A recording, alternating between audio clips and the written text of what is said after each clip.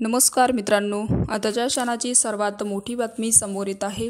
चला तर जाणून घेऊया काय आहे आजचा स्पेशल रिपोर्ट। सविस्तर बातमी जाणून घेण्यापूर्वी आपण चॅनलवरती नवीन असाल तर चॅनलला सबस्क्राइब करा आणि बेल आयकॉन प्रेस करायला विसरू नका।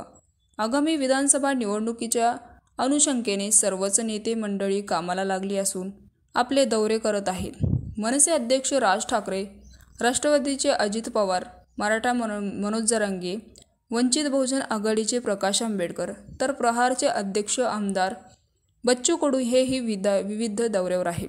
तर आज छत्रपती संभाजीनगर दौऱ्यावर असताना आमदार बच्चू कडू यांनी अंध अपंग बांधवांच्या समस्या ऐकून प्रशासकीय व ई-रिक्षा कंपनीच्या अधिकाऱ्यांना जाब विचारण्यात आली।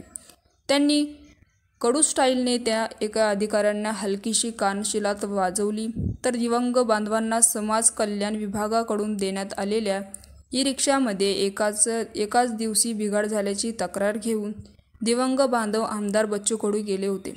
त्यामुळे आमदार बच्चू कडू यांनी नेहमीप्रमाणे अधिकाऱ्यांचे कान उघड केले आणि प्रहार घटनेच्या माध्यमातून आमदार बच्चू कडू दिव्यांग आणि बांधवांच्या समस्या आणि त्यांच्यासाठी शासन दरवाजे वाजत असतात। तर दिव्यांगाच्या प्रश्नासाठी त्यांनी अनेकदा मोर्चे केले, आंदोलने काढली, तर काही वेळी प्रशासकीय अधिकाऱ्यांशी पंगाही घेतला। एखाद्या अधिकाऱ्यांच्या कानशिलात लगावला, कुणावर लॅपटॉप मारून फेकला, अशा बच्चू कडू यांच्या घटना सोशल मीडियावर फेमस आहेत। आता छत्रपती संभाजीनगरमध्येही तशीच एक घटना घडली। त्यामुळे प्रशासकीय अधिकाऱ्यांवर बच्चू कडू यांचा पार चढवला असतो।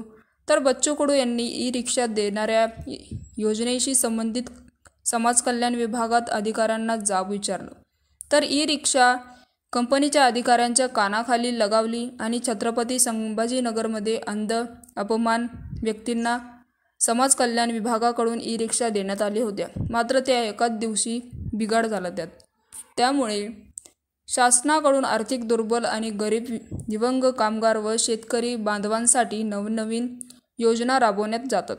अनेकदा या योजनेतून लाभार्थीचे कल्याण व्हावे, त्यांचा उर्विरित व्हावा हाच उद्देशाने डोळ्यासमोर असतो। त्यामुळे यांनी त्यांच्या कानाखाली लगावले। तर मित्रांनो, याविषयी आपलं काय मत आहे आम्हाला कमेंट बॉक्सच्या माध्यमातून नक्कीच कळवा आणि चॅनलला अजूनही सबस्क्राइब केलं नसेल तर चॅनलला सबस्क्राइब करा, बेल आयकॉन प्रेस करा, जेणेकरून असेच नवनवीन व्हिडिओ आणि राजकीय घडामोडी सर्वप्रथम तुम्हाला या चॅनलवरती बघायला मिळतील। तूर्तास धन्यवाद। जय महाराष्ट्र।